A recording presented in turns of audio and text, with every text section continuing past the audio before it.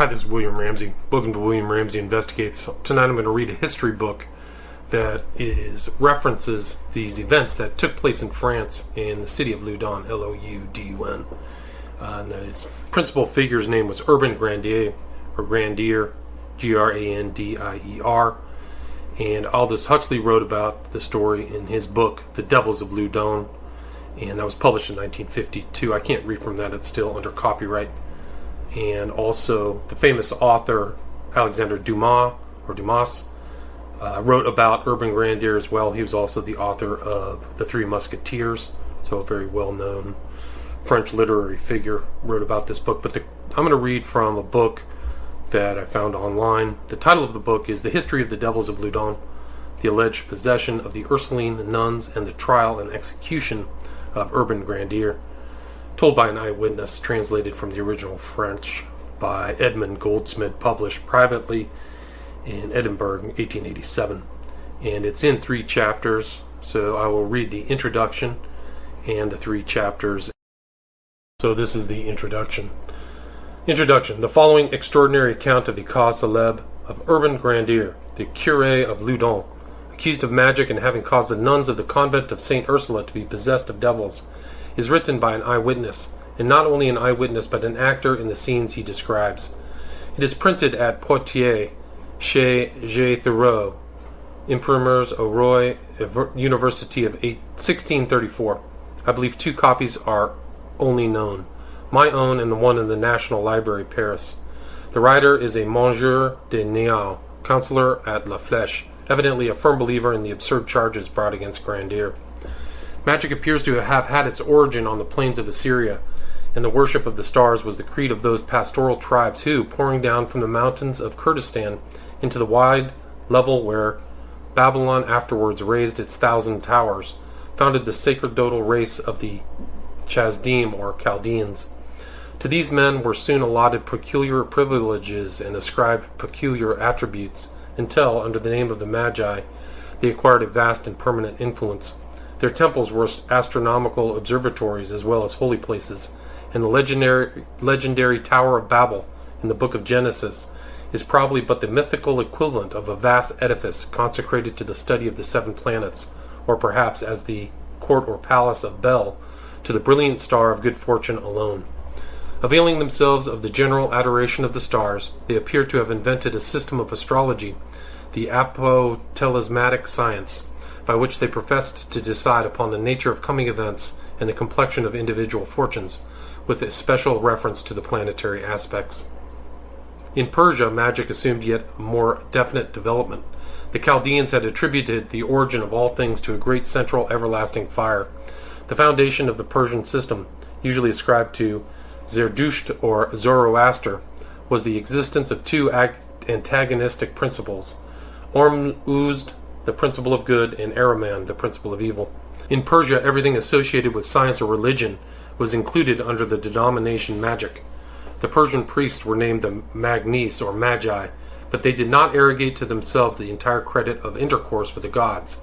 Zoroaster, who was king of Bactria, made some reservations for the sake of exalting the regal power, and taught that the kings were illuminated by a celestial fire which emanated from Ormuzd. Hence the sacred fire always preceded the monarch as a symbol of his illustrious rank, and Plato says the Persian kings studied magic, which is a worship of their gods. It was, however, in Egypt that magic received its development as an art.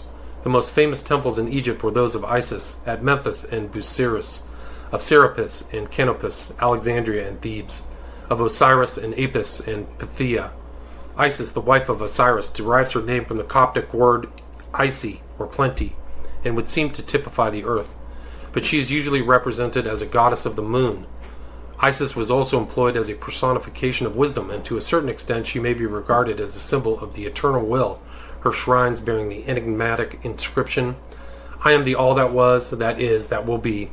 No mortal can raise my veil." Horus was the son of Isis and was instructed by his mother in the art of healing. Horus, synonymous with light, is the king or spirit of the sun. Astrological science and magic were earnestly and eagerly studied by Egyptian priests.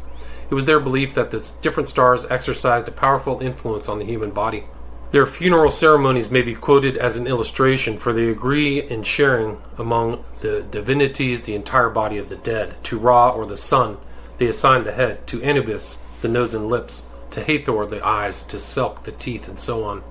To ascertain the nativity of the astrologer had only to combine the theory of the influences thus exercised by these star-related gods with the aspect of the heavens at the moment of an individual's birth. It was an element of the Egyptian as well as of the Persian astrological doctrine that a particular star controlled the natal hour of everyone. Through the instrumentality of Orpheus, Musaeus, Pythagoras, and others who had traveled in Egypt and had been initiated by the priest into their mysteries, magic found its way into Greece, and there assumed various novel developments. The Greek sorcery was chiefly manifested in the peculiar rites of the Orphilotelesta, the invocation of the dead, the cave of Trophonius, the oracles of the gods, and the worship of Hecate. The latter mysterious deity, the moon goddess, was the patron divinity of the sorcerers. From her, as from one of the powers of the nether world, proceeded phantoms that taught witchcraft, hovered among the tombs, and haunted crossways and places accursed by the blood of the murdered or the suicide. The Mormo, the Seriops, the Empusa were among the goblin crew that did her bidding. Rome borrowed her magic, no less than her art and literature, from poetic Hellas. The occult science does not appear to have been known to the Romans until about 200 years before the Christian era, but they had previously cultivated a modification of the Etruscan sorcery, comprising the divination of the future, the worship of the dead, the evocation of their lemurs or phantoms, and the mystic ceremonies of the Mana Genita, a nocturnal goddess of awful character. Numa was the great teacher of the ancient Roman magic, which probably partook both of a religious and medical character. The Christian Church at the outset of its history forbade the practice of pagan magic, but taught what may be described as a magic of its own. Both Origen and Tertullian held that mania and epilepsy were produced by the action of demons or evil spirits confined within the bodies of the sufferers, and that these were to be exorcised by certain forms of words. The Church formally recognized the efficacy of exorcism in 367, when the Council of Laodicea ordained that only those should practice it who were duly authorized by the bishops. Connected with magic and magical rites were the supposed curative properties of the relics of the saints, and the divine origin popularly ascribed to visions and ecstatic trances. In the Middle Ages, magic asserted its supremacy over the whole of Christian Europe, but it had entirely lost the religious character communicated to it by the Chaldeans. It had degenerated into the black art. It dealt only with the night side of nature, with the evil one and his imps, with the loathsome practices of witchcraft and the enchantments of the necromancer. The scholar rose superior to this low kind of theurgy, but he too no longer sought communion with the heavenly powers. He devoted all his energies to the discovery of the philosopher's stone and the elixir of eternal youth, to the source of illimitable wealth and endless life. Born at Rouvers near Sable at the very end of the 16th century, Urbain Grandier was curate and canon of Loudon. On obtaining this living, he became so popular a preacher that the envy of the monks was excited against him. He was first accused of incontinency, but being acquitted, his enemies instigated some nuns to play the part of persons possessed, and in their convulsions to charge Grandier with being the cause of their visitation. This horrible though absurd charge was countenanced by Cardinal Richelieu, who had been persuaded that Grandier had satirized him. It is this celebrated case which our credulous author here endeavors to prove. The reader will, no doubt, be interested in the wonderful effects said to have been produced by exorcism. This word is a term applied to the act of driving an evil spirit out of one possessed, by command in the name of some divine power. The ability to effect this by such means has been accepted as a belief by pagans, Jews, and Christians, and ceremonials with this object are still in use among the Roman Catholics and the closer followers of the teachings of Luther, who continued to keep his opinions in this respect after the Reformation. One of the minor orders of the Roman Catholic clergy exercised the function, and is only used in cases of supposed demoniacal possession, in the administration of baptism, in the blessing of the holy oil or chrism, and of holy water. Is not my word like as a fire, saith the Lord, like a hammer that breaketh the rocks in pieces? From Jeremiah 29. Healing by words, that is, by the direct expression of the mental power, says Van Helmont, was common in the early ages, particularly in the Church, and not only used against the devil and magic arts, but also against all diseases. As it commenced in Christ, so it will continue forever. Not only did the early Christians heal by words, but the old magicians performed their wonders by magic formulas. Many cures, says the Zen de Vesta, are performed by herbs and trees, others by water, and again by words. For it is by the means of the divine word that the sick are most surely healed. The Egyptians also believed in the magic power of words. Platon cured Porphyrius, who lay dangerously ill in Sicily, by wonder-working words, and the latter healed the sick by words and cast out the devil by exorcism. The Greeks were also well acquainted with the power of words and give frequent testimony to this knowledge in their poems. In the oracles, exhortation and prayer were universal. Orpheus calmed the storm by his song, and Ulysses stopped the bleeding of wounds by the use of certain words. Among the Greeks, healing by words was so common that in Athens it was strictly forbidden. A woman was even stoned for using them, as they said that the gods had given healing virtues to stones, plants, and animals, but not to words. Cato is said to have cured sprains by certain words. According to Pliny, he did not alone use the barbaric words motus, dares, dadares, astares, but also a green branch, 4 or 5 feet long, which he split in two and caused to be held over the injured limb by 2 men. Marcus Varro, it is said, cured tumors by words. Servilius Novianus cured affections of the eyes by causing an inscription to be worn suspended around the neck, consisting of the letters A and Z. But the greatest celebrity was gained by Cyrenus Sammonicus by his wonder-working hieroglyphics. They were supposed to be a certain cure for fever, and were in the subjoined form abracadabra. Talismans were inscribed with various signs, and many customs still in use in the East originate from them. Angerius Farius, in his Vera Medendi Methodus, speaks very plainly on this subject. Songs and characters have not alone this power. It exists also in a believing mind, which is produced in the unlearned by the help of visible signs, and in the learned by acknowledged and peculiar influence.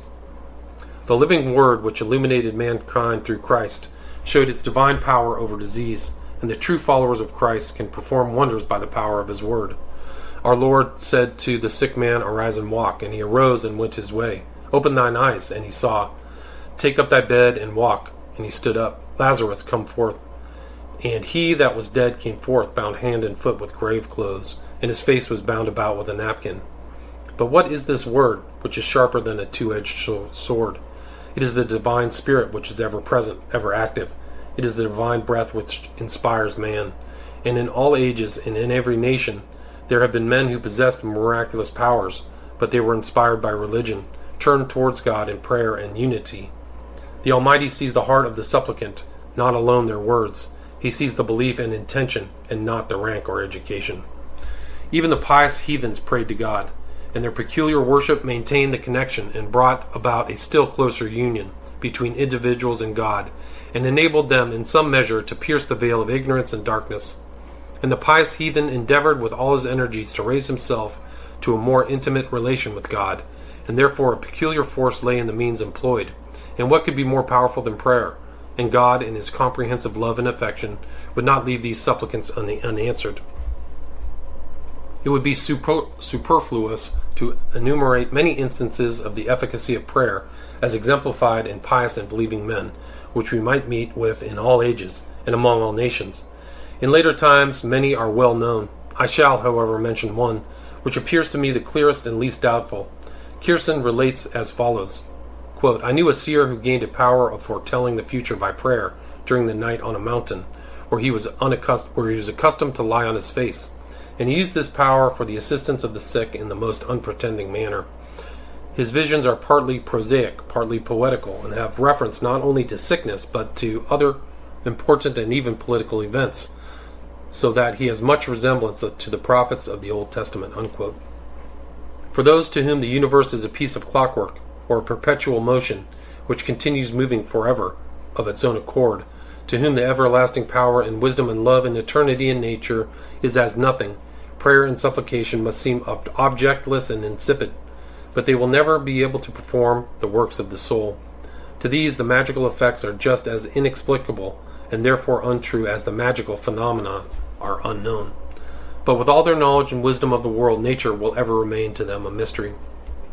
This is not the place to enter more fully into this subject, but it may not be superfluous to remember that in every word there is a magical influence, and that each word is in itself the breath of the internal and moving spirit. A word of love, of comfort, of promise is able to strengthen the mind, the weak or the physically ill, but words of hatred, censure, enmity, or menace lower our confidence and self-reliance. How easily the worldling who rejoices under good fortune is cast down under adversity, and despair only enters where religion is not, where the mind has no inward or divine comforter. But there is probably no one who is proof against curse or blessing. Part 1. At the beginning of the 17th century, the curate of Loudon was Urbain Grandier.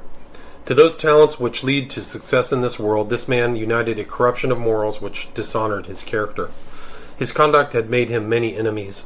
These were not merely rivals, but husbands and fathers, some of high position, who were outraged at the dishonor he brought on their family. He was nevertheless a wonderfully proud man, and the bitterness of his tongue and the harshness with which he pursued his advantages only excited them the more. And these advantages were numerous, for he had a marvelous faculty for pettifogging. His iniquities had rendered him the scourge of the town, whose principal curate and greatest scandal he was at one and the same moment. This is proved by the dispensations obtained by many fathers of families to assist at the divine service in some other parish, and by the permissions granted them to receive the sacrament from some other hand. But what was still more serious is, that while setting so many people against him, he had been able to form as formidable a party as his own. These were almost all Huguenots, of which Loudon was then full.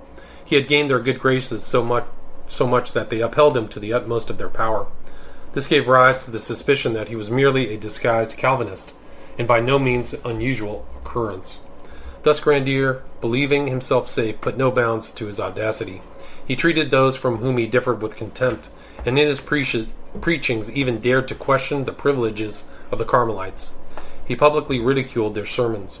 He even encroached on episcopal jurisdiction by granting dispensations from the publication of marriage bans. This last act caused a sensation, and was reported to Louis de la Roche-Posay, Bishop of Poitiers, to whom at the same time were addressed numerous complaints of the irregular conduct of the curate and of the scandal he caused. The prelate had him arrested and imprisoned till his trial, which took place on the 2nd of June, 1630, when he was condemned to fast on bread and water every Friday for 3 months, forbidden to officiate in the diocese for 5 years, and interdicted for all time from performing divine service in the town of Loudon. Grandier appealed against his sentence to the Metropolitan de Escoubleau de Sordi, Archbishop of Bordeaux, and since then created cardinal. But the prosecution appealed to the Parliament of Paris against this attempt to evade the jurisdiction of the bishop. But as many witnesses had to be heard, most of whom lived in the diocese, the Parliament remitted the case to the courts of Poitiers. Grandier was thus enabled to face his adversaries thanks to the friends he had in the district. The following fact proves this. Among other witnesses, 2 priests, Gervais Machine and Louis Beaulieu, deposed that they had found Grandier lying with women and girls flat on the ground in his church, the gates leading to the street being shut, that several times in extraordinary hours, both during the day and during the night, they had seen women and girls come to his room, that some remained there from 1 o'clock in the afternoon till past midnight, and had their suppers brought there by their maidservants, who used to withdraw at once, that they had also seen him in his church with the doors wide open, and that some women having entered, they were at once closed. Such evidence was absolute ruin to Grandier.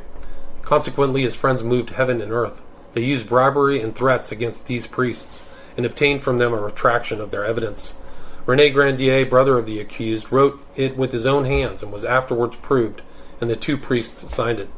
This evidence destroyed, the cabal had little trouble in turning the legal proceedings to the advantage of Grandier. The court of Poitiers pronounced the acquittal of the charges brought against him. He was so triumphant that he insulted his enemies and treated them with public contempt, as if he were entirely out of the wood. He had yet to appear before the tribunal of the Archbishop of Bordeaux, to whom he had appealed. But here again his friends stood by him, and he obtained a second acquittal, and an order reinstating him to all his functions on the 22nd of November, 1631. The verdict contained a warning to him to behave well and decently according to the holy decretals and canonical constitutions. At the same time, the archbishop, in view of the animosity of his adversaries, thought it would be better and safer for him to exchange livings, and he advised him to leave a town where he was looked upon with such disfavor. Grandier did not think it proper to follow the advice or obey the order. Far from showing the modesty which was enjoined him, he looked upon his acquittal as a triumph, and returned to Loudon with a laurel branch in his hand, for the mere purpose of insulting his opponents.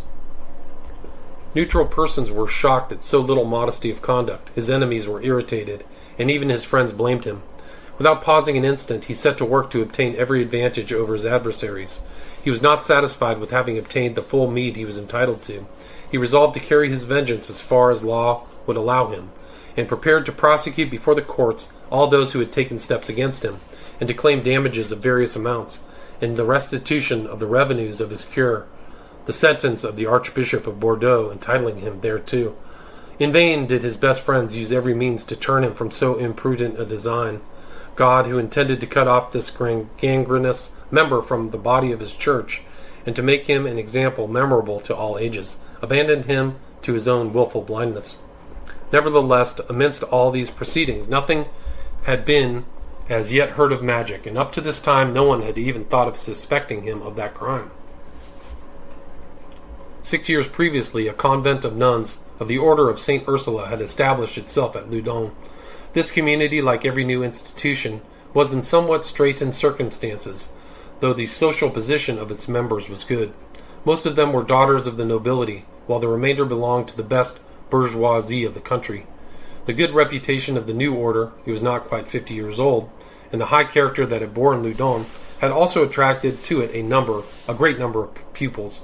The nuns were therefore enabled with economy to make ends meet, and could look forward to the future with confidence. The Mother Superior, Madame de Béfil, daughter of the Marquis de Cozes, was related to Laubardemont, Councillor of State and afterwards Intendant of the provinces of Touraine, Anjou, and Maine. Madame de Sazilly was a connection to the Cardinal Richelieu. The two ladies, Barbesiere sisters, belonged to the house of Nogaret. Madame de Monte was daughter of Marquis Mont de Barache in Anjou. There was also a Madame de Escoubleau, of the same name and family as the Archbishop of Bordeaux. Thus they could flatter themselves with dreams of future successes when they happened to lose their prior Musot, who had charge of their spiritual welfare.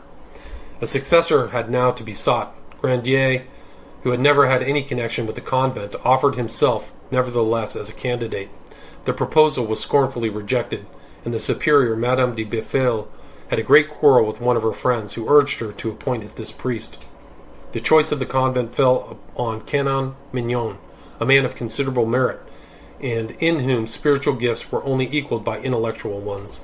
Grandier, already irritated at his own want of success, was still more annoyed at Mignon's appointment. The contrast in all points between his character and that of the canon was too great for any other result to have been looked for. Every honest man takes a pride in the blamelessness of his profession, and cannot look favorably on a colleague who dishonors it, nor speak favorably of him.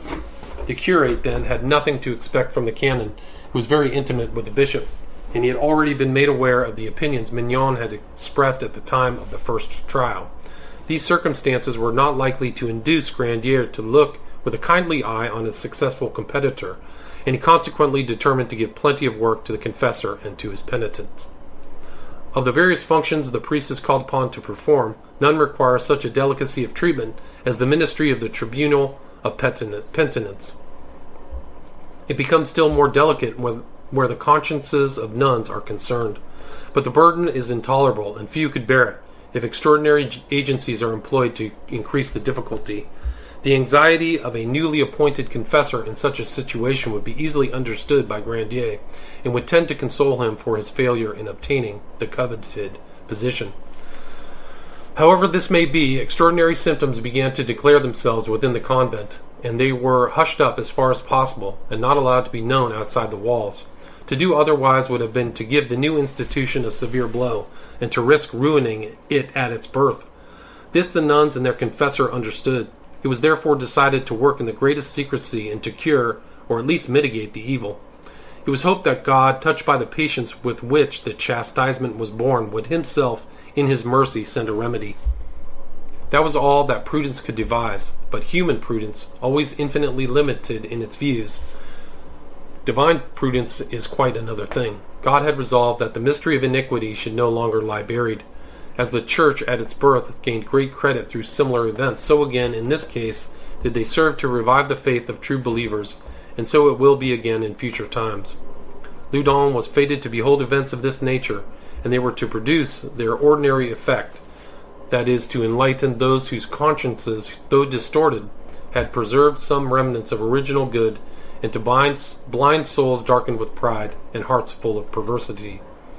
As usually happens, the extraordinary phenomenon displayed in the persons of the nuns were taken for the effects of sexual disease, but soon suspicions arose that they proceeded from supernatural causes, and at last they perceived what God intended everyone to see.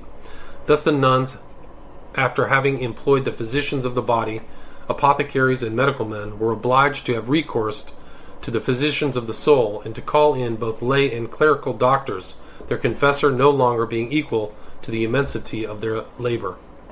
For they were 17 in number, and every one was found to be either fully possessed or partially under the influence of the evil one.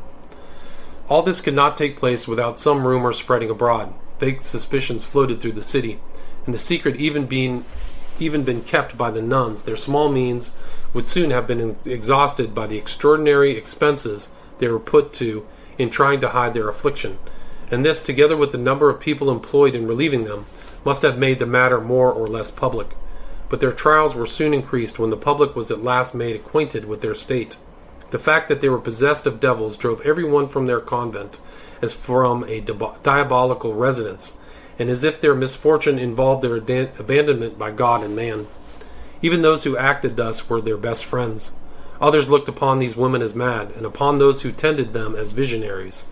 For, in the beginning, people still calm had not come to accuse them of being impostors. Their pupils were first taken from them. Most of their relations discarded them, and they found themselves in the deepest poverty.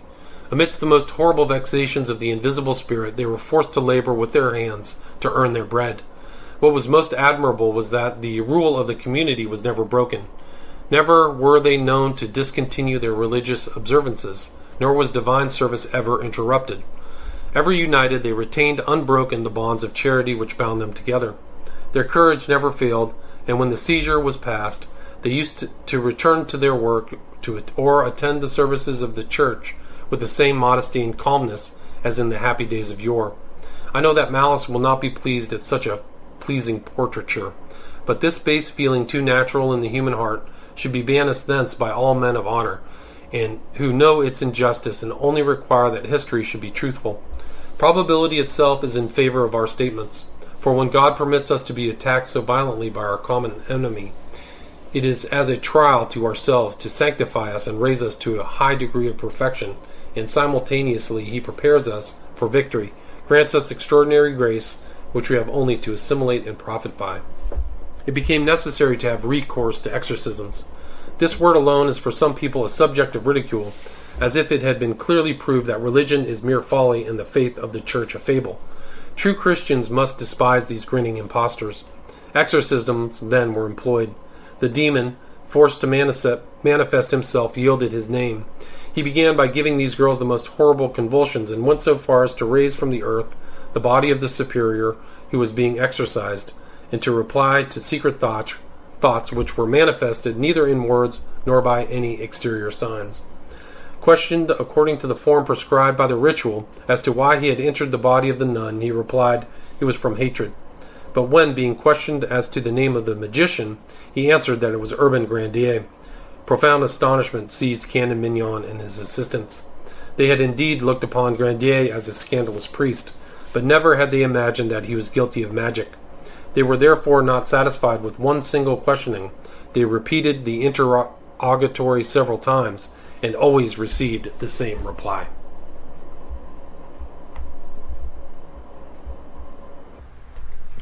Part 2. The declaration of the evil spirit could not fail to make a great commotion, and to have results which required precautions to be taken at once. The canon, like a wise man, put himself in communication with justice, and informed the magistrates of what was passing at the convent on the 11th of October, 1632. Grandier, prepared for all contingencies, had already taken his measures. Many of the magistrates belonged to the new religion and were favorable to him, looking upon him as a secret adherent.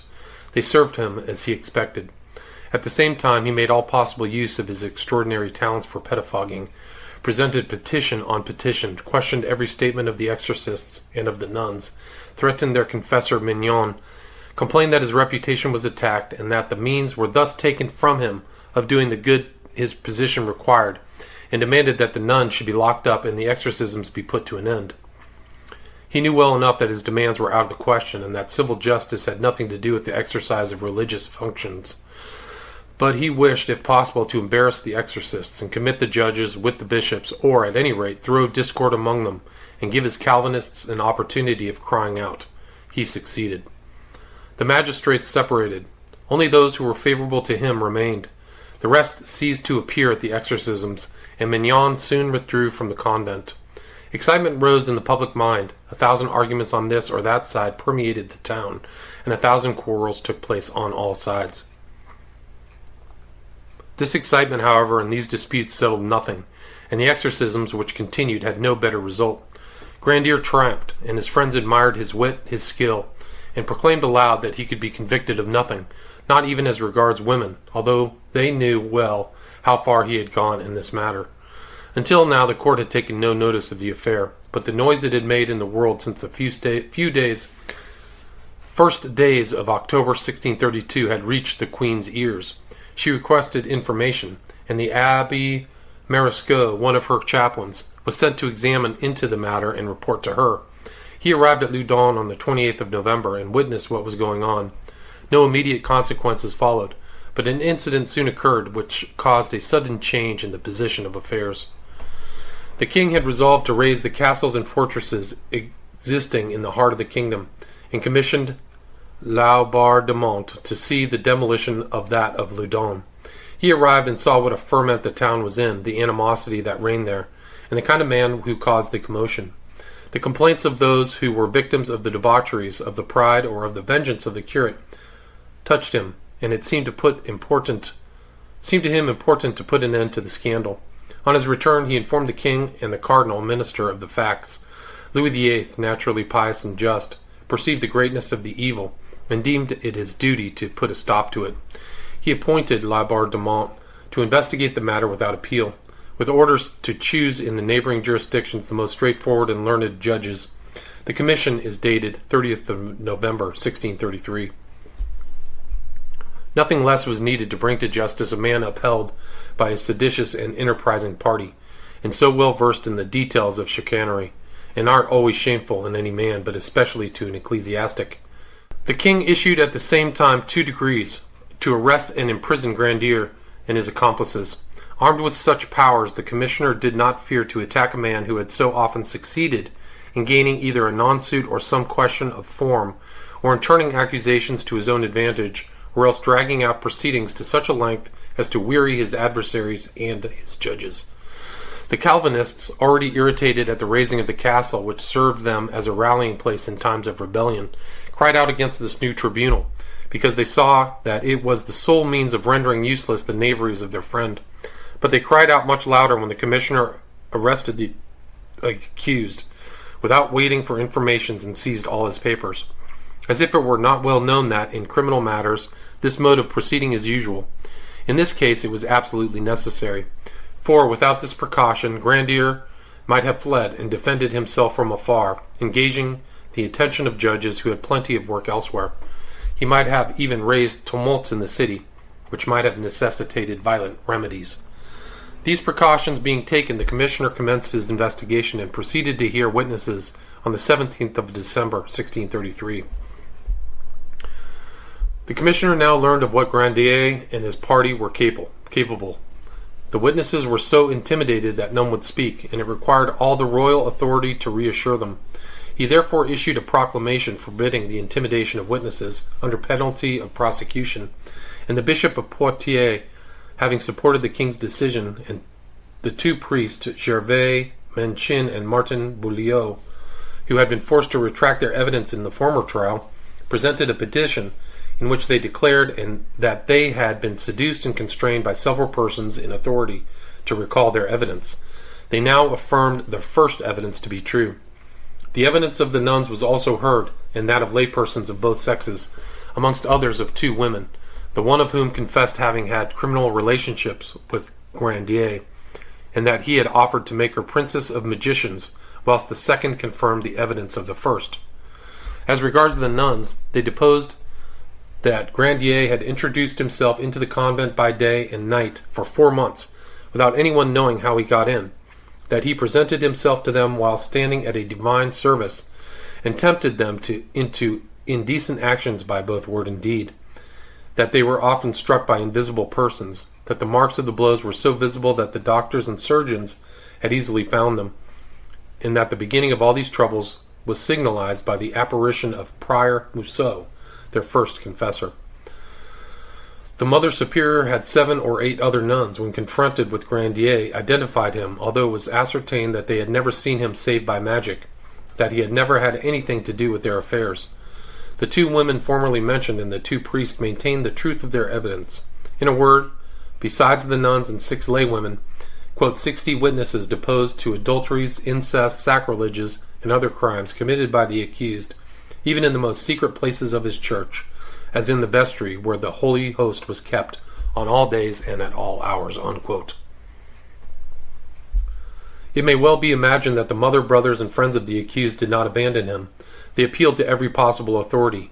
The details of these proceedings would be as wearisome as useless, as the commissioner, by the very terms of his commission, was placed above all such dilatory pettifogging, and therefore refused or annulled all applications in that direction.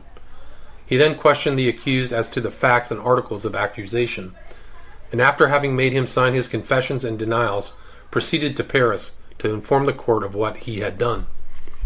The king and his council thought it right to furnish him with means to overcome all obstacles to a speedy decision.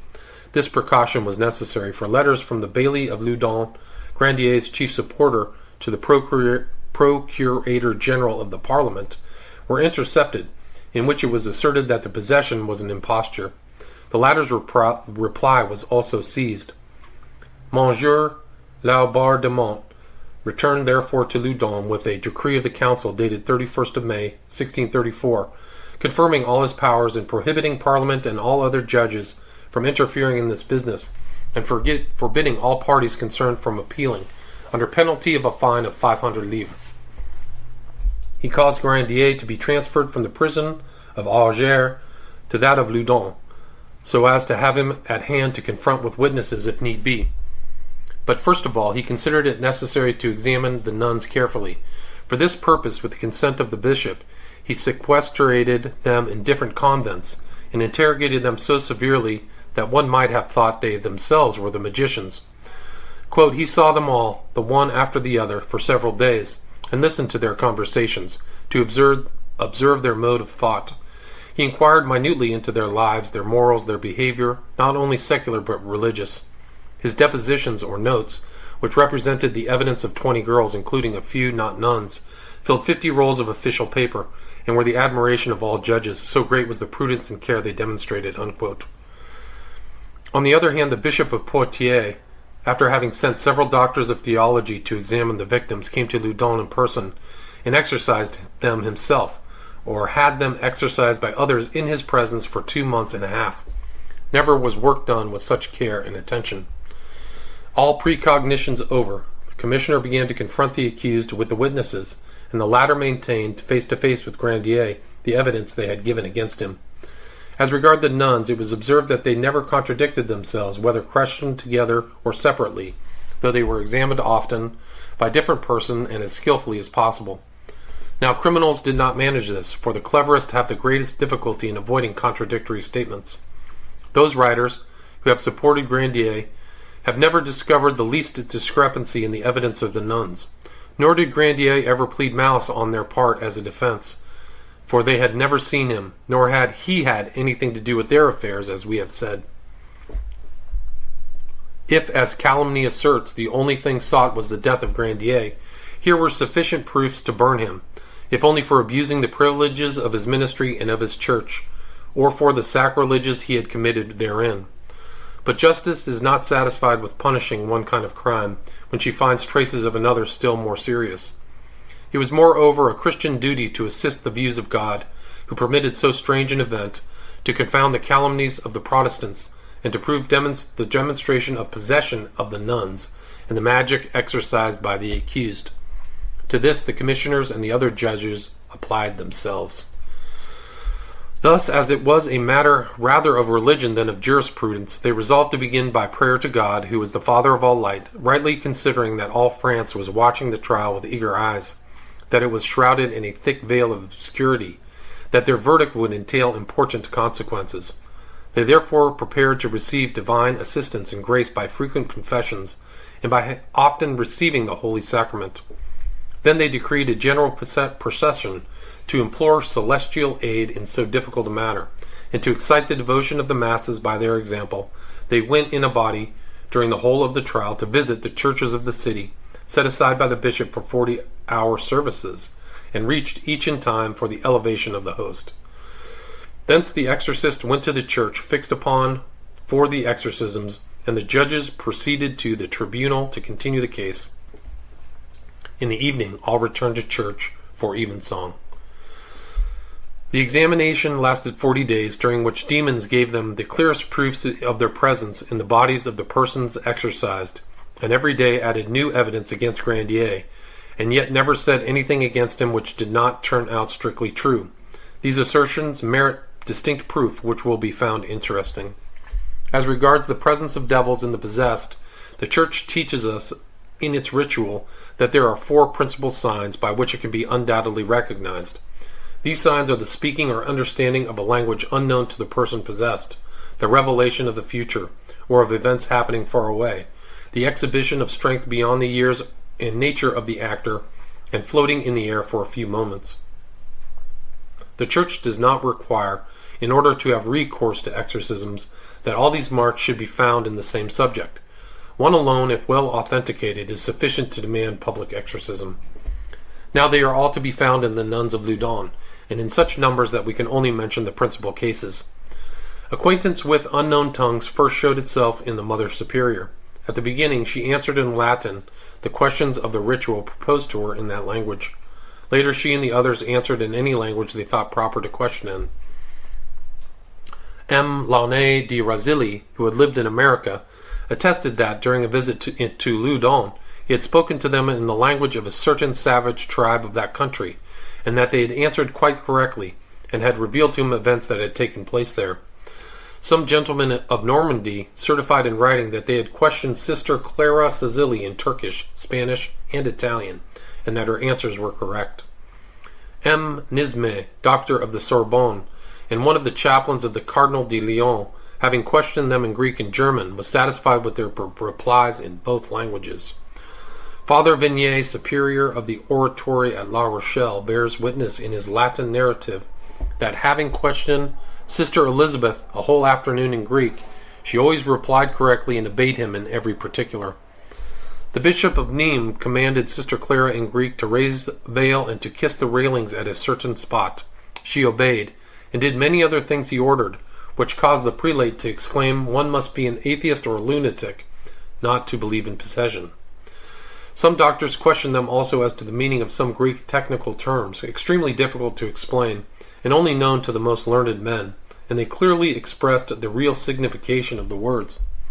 Lastly, Grandier himself being confronted with them, his bishop invested him with the stole to exorcise the Mother Superior, who, he declared, knew Latin.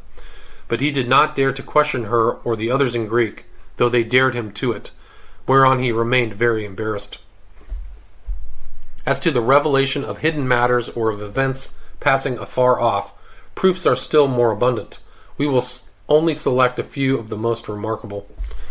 M. Morin, prior of Saint Jacques de Thouars, having requested M. Morin, commissioner appointed by the Bishop of Poitiers to watch over the possessed and to assist in the trial of Grandier, to allow some sign to be given proving actual infernal possession, whispered to Morin that he wished one of the possessed to bring him 5 rose leaves.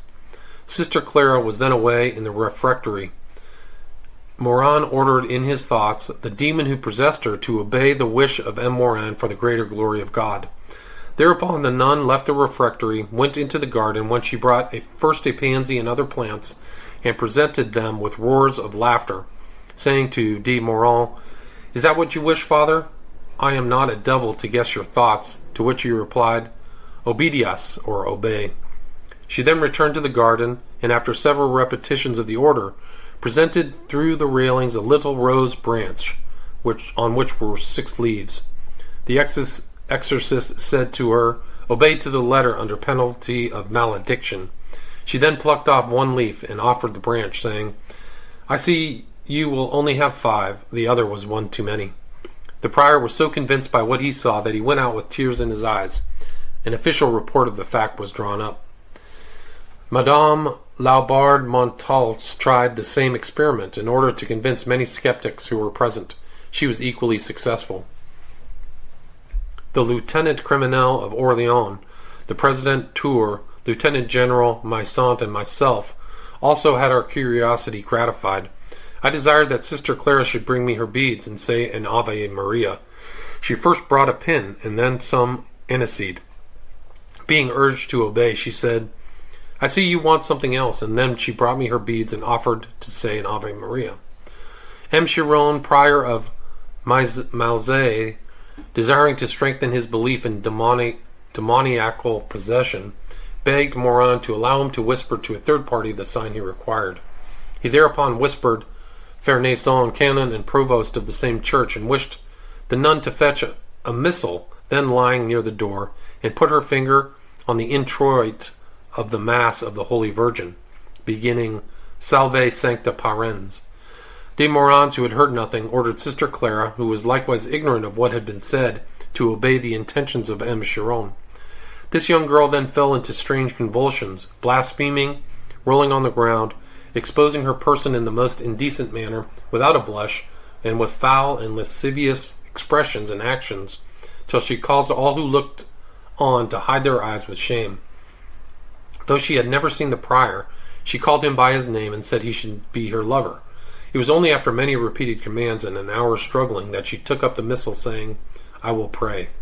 Then, turning her eyes in another direction, she placed her finger on the capital S at the beginning of the introit aforesaid, of which facts reports were drawn up. De Millier, a gentleman of Maine, certified that, being present at the exorcism of Sister Clara, and on his knees, the devil asked him whether he was saying a De Profundis for his wife, which was the case.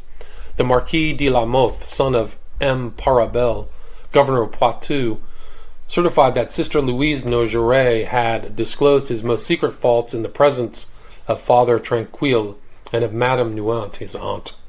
The same de la Mothe also asked an exorcist to make Sister Clara, who was in the convent, to come out, kneel down, and say an Ave Maria. She came after repeated commands and obeyed. Chevalier de Mere, who was present, asked the devil on what day he had last confessed. The devil answered Friday. The Chevalier acknowledged this to be correct, whereupon Sister Clara withdrew. But as he wished to try the devil again, he begged the exorcist to make her return, and whispered some words to the Marquis and the monk for the nun to repeat. The exorcist refused, as the words were indecent. He changed them, therefore, into Pater et Filius et Spiritus Sanctus. He whispered those words so low that the exorcist could hardly hear them. The nun, who was in another room, came at the command of the father, and addressing the Chevalier, first said the indecent words the monk had refused, then repeated several times Gloria Patri et Filio et Spiritu Sancto. She was ordered to say the words exactly as she had been desired, but she said she would not. The Bishop of Nimes, being present at an exorcism by Father Serin, begged him to order something in a different Latin, and the demon thereupon performed what was wanted. A Jesuit, wishing to try what so many people stated they had experienced, gave an inward order to a demon who had been exorcised, then immediately another. In the space of a second he gave 5 or 6 orders, which he countermanded one after another, and thus tormented the devil, who was ordered to obey his intentions. The demon repeated his commands aloud, beginning by the first and adding, "But you won't." And when he had come to the last, he said, "Now let's see whether we can do this." When it rained, said Father Serene, the devil used to place the Mother Superior under the water spout. As I knew this to be a habit of his, I commanded him mentally to bring her to me, whereupon she used to come and ask me, "What do you want?" Another thing which struck the exorcists was the instantaneous answers they gave to the most difficult questions of theology, as to grace, the vision of God, angels, the incarnation, and similar subjects, always in the very terms used in the schools. The corporal effect of possession is a proof which strikes the coarsest minds. It has this other advantage, that an example convinces a whole assembly. Now the nuns of Loudon gave these proofs daily. When the exorcist gave some order to the devil, the nuns suddenly passed from a state of quiet into the most terrible convulsions, without the slightest increase of pulsation. They struck their chests and backs with their heads, as if they had their neck broken, and with inconceivable rapidity. They twisted their arms at the joints of the shoulder, the elbow, and the wrist 2 or 3 times round. Lying on their stomachs, they joined their palms of their hands to the soles of their feet. Their faces became so frightful, one could not bear to look at them. Their eyes remained open without winking. Their tongues issued suddenly from their mouths, horribly swollen, black, hard, and covered with pimples. And yet while in this state they spoke distinctly, they threw themselves back till their heads touched their feet, and walked in this position with wonderful rapidity, and for a long time. They uttered cries so horrible and so loud that nothing like it was ever heard before. They made use of expressions so indecent as to shame the most debauched of men, while their acts, both in exposing themselves and inviting lewd behavior from those present, would have astonished the inmates of the lowest brothel in the country. They uttered maledictions against the 3 divine persons of the Trinity, oaths and blasphemous expressions so execrable, so unheard of, that they could not have suggested themselves to the human mind. They used to watch without rest, and fast 5 or 6 days at a time, or be tortured twice a day as we have described during several hours, without their health suffering. On the contrary, those that were somewhat delicate appeared healthier than before their possession. The devil sometimes made them fall suddenly asleep. They fell to the ground and became so heavy that the strongest man had great trouble in even moving their heads. Francois Philistreau, having her mouth closed, one could hear within her body different voices speaking at the same time, quarreling and discussing who should make her speak. Lastly, one often saw Elizabeth Blanchard, in her convulsions, with her feet in the air and her head on the ground, leaning against a chair or a window sill without other support. The Mother Superior from the beginning was carried off her feet and remained suspended in the air at the height of 24 inches.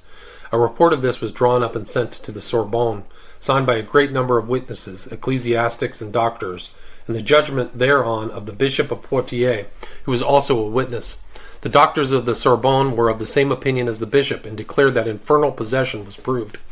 Both she and other nuns lying flat, without moving foot, hand, or body, were suddenly lifted to their feet like statues. In another exorcism, the Mother Superior was suspended in the air, only touching the ground with her elbow.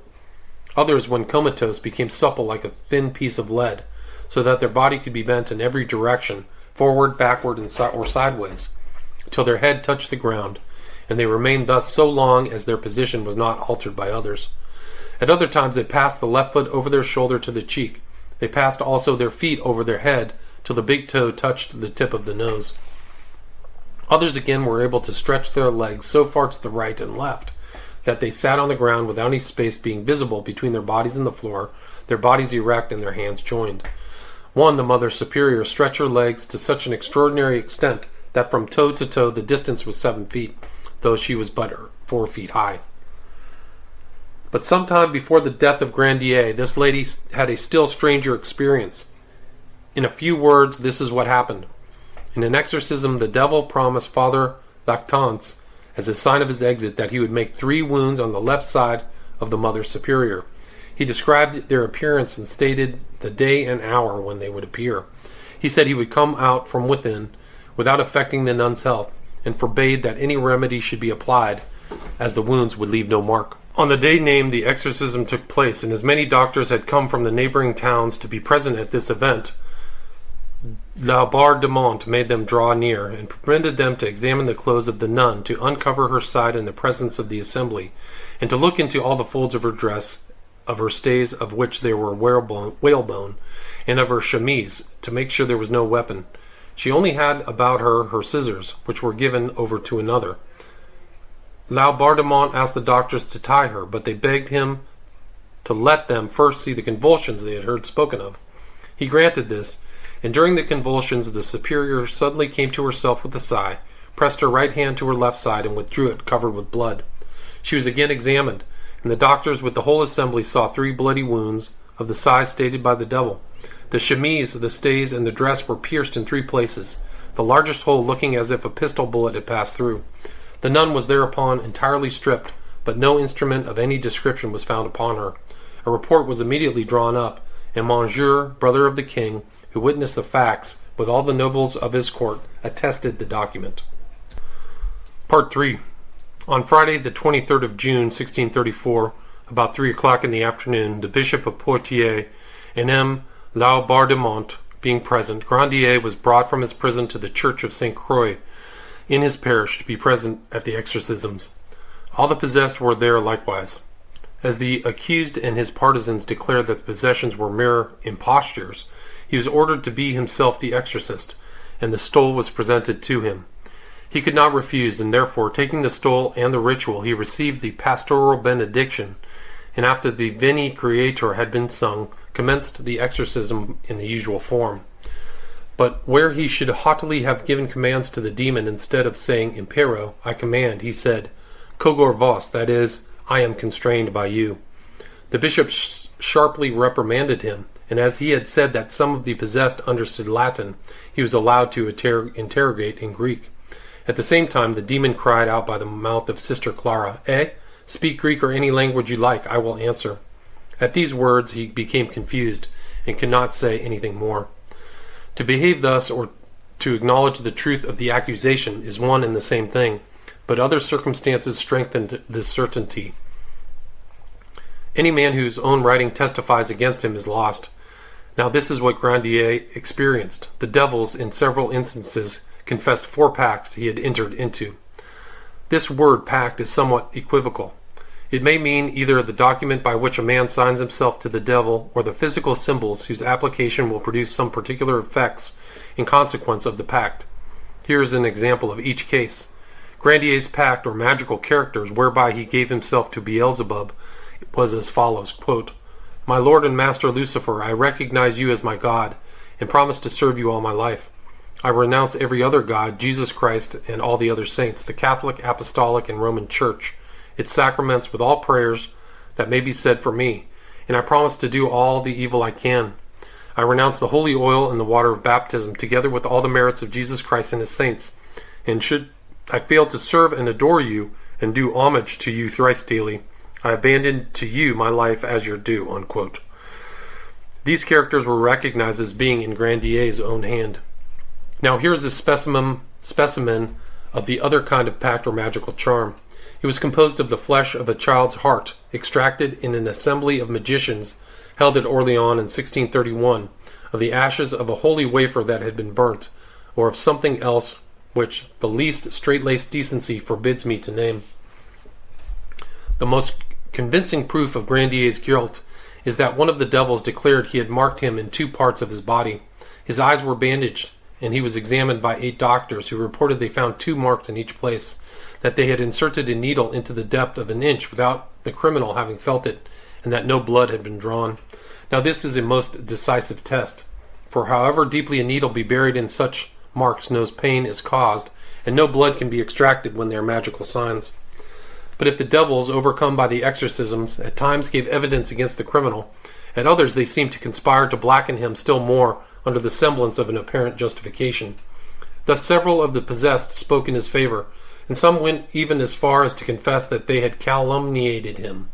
Indeed, the Mother Superior herself, one day when Laubardemont was in the convent, stripped herself to her shift, and with a rope around her neck and a candle in her hand, stood for 2 hours in the middle of the yard, although it was raining heavily.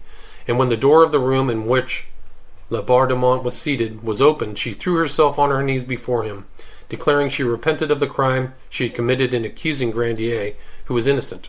She then withdrew and fastened the rope to a tree in the garden, attempting to hang herself, but was prevented by the other nuns. When the devil played these kinds of tricks, they forced him to retract, by calling on him to take Jesus Christ present in the Eucharist as witness of the truth of his statement, which he never dared to do. What criminals could ever be condemned if such proofs were not deemed sufficient?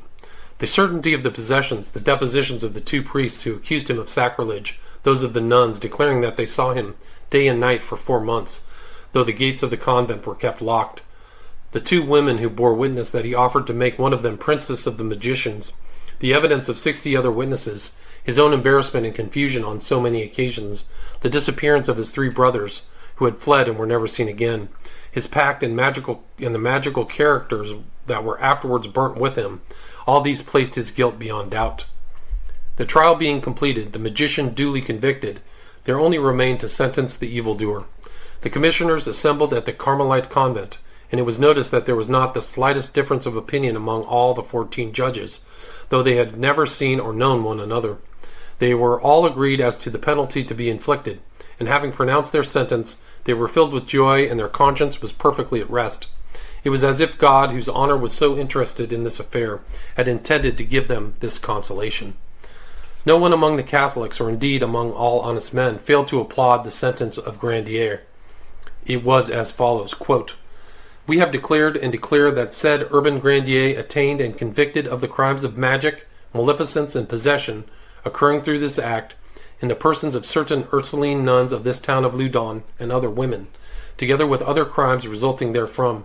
For reparation whereof we have condemned and do condemn the said Grandier to make amend honorable, bareheaded, a rope around his neck, holding in his hand a burning torch of the weight of 2 pounds, before the principal gate of Saint Pierre du Marche, and before that of Saint Ursula of the said town, and there on his knees to ask pardon of God, the King, and justice, and that done to be led to the public square of Saint Croix, and there be tied to a stake. For that purpose shall be erected in said square, and his body to be burnt with the pacts and magical inscriptions now in custody of the court, together with the manuscript book written by him against the celibacy of priests, and his ashes to be scattered to the wind.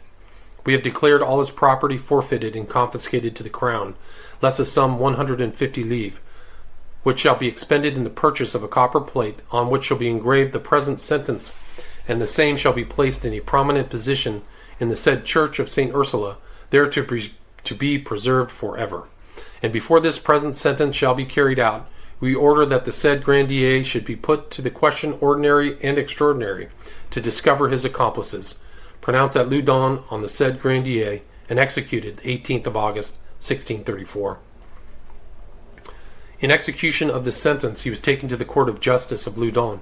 His sentence having been read to him, he earnestly begged Laubardemont and the other commissioners to mitigate the rigor of their sentence. Laubardemont replied that the only means of inducing the judges to moderate their penalties was to declare at once his accomplices, and by some act of repentance for his past crimes, to implore divine mercy. The only answer he gave was that he had no accomplices, which was false, for there was no magician but must be accompanied by others.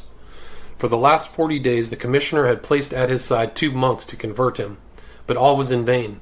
Nothing could touch this hardened sinner. It is true, however, that the conversion of a magician is so rare an occurrence that it must be placed in the rank of miracles. "I am not astonished," said one who was present, "at his impenitence, or at his refusing to acknowledge himself guilty of magic, both under torture and at his execution. For it is known that magicians promise the devil never to confess their crime, and he in return hardens their heart, so that they go to their death stupid and altogether insensible to their misfortunes." Before being put to the torture, the prisoner was addressed by Father Lactance, a man of great faith, chosen by the Bishop of Poitiers to exercise the instruments of torture, as is always done in the case of magicians, and in order to induce him to repent. Every one shed tears except the prisoner.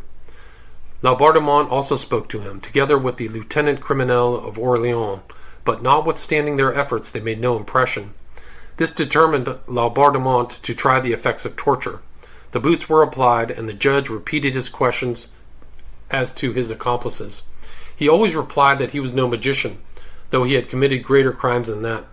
Questioned as to what crimes, he replied, crimes of human frailty, and added that were the guilty of magic, he would be less ashamed of that than his other crimes. This speech was ridiculous, especially in the mouth of a priest, who must know better than a layman that of all crimes the greatest is that of sorcery. Torture drew from him nothing but cries, or rather sighs from the depth of his bosom, unaccompanied by tears. though the exorcist had adjured him, according to the ritual, to weep if he were innocent, but if guilty to remain tearless. Although he was very thirsty, he several times refused to drink holy water when presented to him. At length, pressed to drink, he took a few drops, with glaring eyes and a horrible look on his face. Never in the greatest agony of torture did he mention the name of Jesus Christ or the Holy Virgin, save when repeating words he was ordered to speak, then only in so cold a manner and with such constraint that he horrified the assistants. He never cast his eyes on the image of Christ, nor on that of the Virgin, which were opposite to him, and they were offered to him in vain, whereupon the judges remonstrated with him. They were still more scandalized when they tried to make him say the prayer which every good Christian addresses to his guardian angel, especially in great extremities, and he said he did not know it. Such was his conduct under torture. In such a crisis, every feeling of religion would be awakened in an ordinary man. His legs were then washed and placed near the fire to restore circulation. He then began to talk with the guards, joking and laughing, and would have gone on had they allowed him. He spoke neither of receiving the sacrament of penitence nor of imploring God's pardon. They had given him for a confessor Father Archangel, who asked him if he did not wish to confess. He replied that he had done so the previous Tuesday, after which he sat down and dined with the same appetite as usual, drank 3 or 4 glasses of wine, and spoke of all kinds of things except of God. Instead of listening to what was said to him for the good of his soul, he made speeches he had prepared beforehand, as if he were preaching. They consisted in complaints as to the pain of his legs, and of a feeling of chilliness about his head, in asking for something to eat or drink, and in begging that he might not be burned alive. When he was carried to the courthouse where the Holy Fathers began to prepare him for death, he pushed back with his hand a crucifix which was presented to him, and muttered beneath his teeth some words which were not heard. His guards, witnessing this action, were scandalized, and told the monk not to offer him the crucifix again, since he rejected it. He recommended himself to no one's prayers, neither before nor during the execution of the sentence. Only as he passed through the streets, turning his head on one side or the other to see the people, it was noticed that he said twice, with an appearance of vanity, "Pray God for me," and that those to whom he spoke were Huguenots, among whom was an apostate. The monk who was with him exhorted him to say, "Cor mundum crea in me Deus."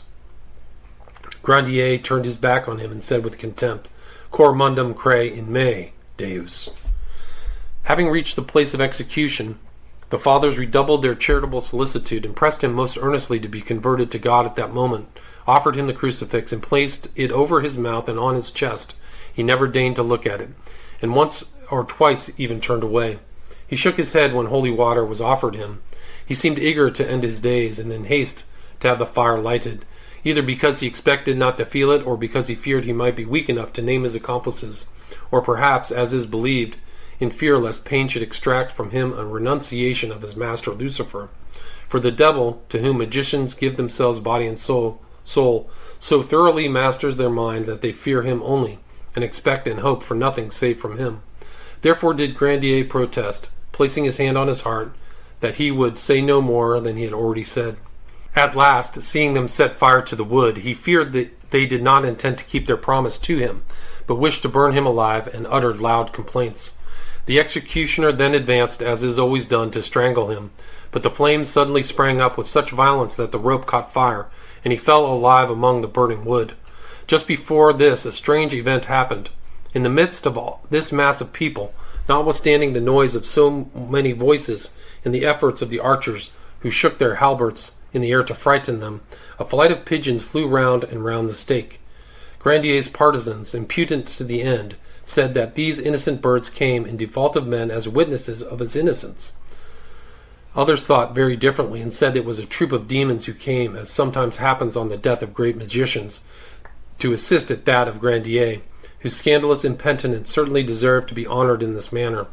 His friends, however, called this hardness of heart constancy, and had his ashes collected as if they were relics, they who did not believe in such things, for the Huguenots looked upon him as one of themselves, especially when they noticed that he never called on the Virgin or looked at the crucifix.